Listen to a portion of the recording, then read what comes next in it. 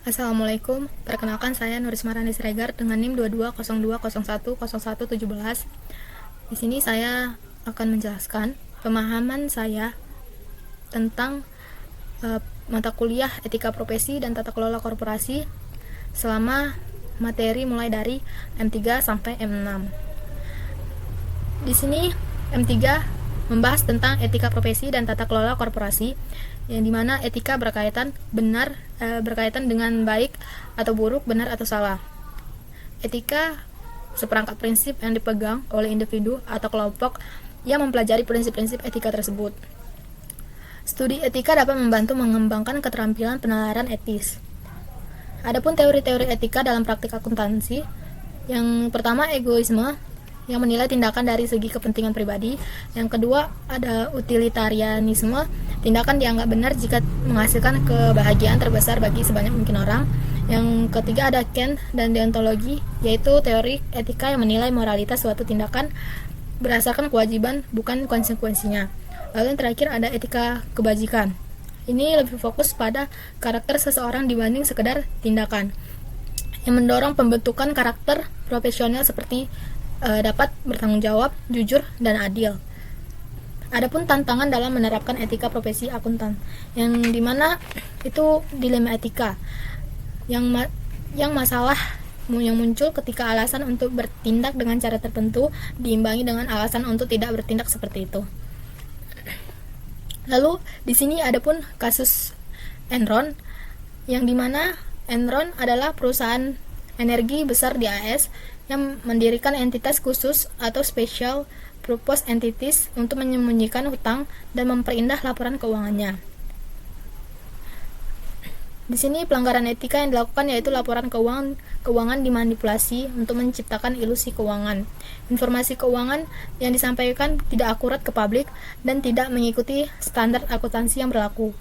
Enron pada saat itu Enron pun bangkrut pada tahun 2001 karena perilakunya yang tidak mengikuti prinsip dan standar akuntansi. Enron pun kehilangan ribuan karyawan dan dana pensiun mereka. Kepercayaan publik terhadap profesi akuntansi pun menurun drastis dan munculnya regulasi ketat seperti Sarbanes-Oxley ACT di AS. Lalu M4 di sini membahas proses kognitif dan keputusan etis, etika profesi dan tata kelola korporasi. Adapun tahap-tahap perkembangan moral Kohlberg dan perkembangan kognitif perbedaan budaya. Perkembangan kognitif ini mengacu pada proses berpikir yang diakui dalam perkembangan moral seseorang, yang dimana tahap yang lebih tinggi bergantung pada operasi kognitif yang tidak tersedia bagi individu pada tahap yang lebih rendah. Tahap yang lebih tinggi dianggap secara moral lebih baik karena konsisten dengan teori filosofis tentang keadilan dan hak. Adapun kerangka teori Kohlberg dan Ries. Menurut Kohlberg, kebanyakan akuntan berada di tahap konvensional. Namun, dilema etis menuntut tahap pasca konvensional atau berpegang pada nilai moral universal. Di sini ada moral Ries, yang dimana menekankan pentingnya 4 komponen, yaitu sensitivitas moral, penilaian moral, motivasi moral, dan karakter moral. Adapun tantangan keputusan etis, yang dimana harus profesional, terutama auditor atau akuntan publik, bisa mengalami motivated blindness, yaitu ketidakmampuan melihat tindakan tidak etis karena adanya konflik kepentingan, misalnya keuntungan finansial. Di sini adapun studi kasus yang diangkat yaitu kasus Arthur Andersen dan Enron, yang dimana kasus Arthur Andersen dan Enron yaitu Andersen menerima 50 juta US dollar dari Enron sehingga gagal bersikap objektif, bahkan membiarkan kesalahan signifikan atau senilai 51 juta US dollar. Ini tidak diperbaiki. Hal ini menunjukkan bagaimana ketergantungan finansial menyebabkan hilangnya independensi auditor. Lalu yang M5 itu membahas tentang kode etik akuntan Indonesia, yang dimana kode etik profesi akuntan bertindak bagi kepentingan publik. Setiap akuntan wajib menerapkan kerangka konseptual dan mematuhi 5 prinsip dasar etika. yang dimana di sini ada pun seksi 110, yaitu prinsip dasar etika akuntansi. Yang pertama ada integritas, harus bersikap lugas dan jujur. Kedua, objektivitas, tidak membiarkan bias. Yang ketiga, kompetensi dan kehati-hatian profesional. Yang keempat, kerahasiaan, menjaga kerahasiaan informasi dari hubungan profesional bisnis. Lalu perilaku profesional yang harus mematuhi peraturan perundang-undangan yang berlaku. Di sini ada pun juga seksi 120 tentang kerangka kerja konseptual dan jenis ancaman etika. Ketika kita menerapkan kerangka kerja konseptual, akuntan harus memiliki sikap yang selalu mempertanyakan dan menerapkan pertimbangan profesional. Adapun jenis-jenis ancaman etika, yaitu kepentingan pribadi, ancaman advokasi, ancaman kedekatan, ancaman intimidasi, dan ancaman telaah pribadi.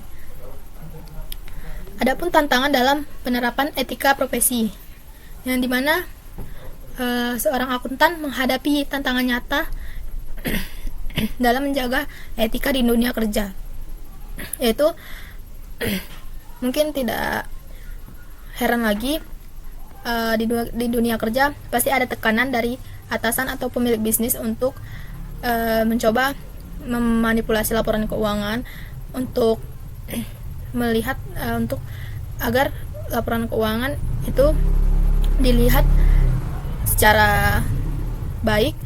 Ini ada di seksi 270. Dan ada juga insentif atau kompensasi yang menyesatkan yang bisa menggoda akuntan untuk tidak objektivitas. Ini objektif. Ini ada di seksi 240. Lalu adapun seperti kita diberikan hadiah atau diberikan hadiah dan bujukan, itu ada di seksi 250 dan 340 yang dapat mengganggu independensi. Lalu ada konflik kepentingan antara hubungan pribadi yang dapat mempengaruhi keputusan. Adapun di sini studi kasus Garuda Indonesia, yang dimana Garuda Indonesia ini mencatat pendapatan sebesar 239 juta USD dari Mahata Aero Teknologi sebagai pendapatan, meskipun uang tersebut belum diterima secara belum pembayaran tunai. Nah, direksi Garuda Indonesia diduga terlibat dalam keputusan pencatatan. Auditor eksternal ini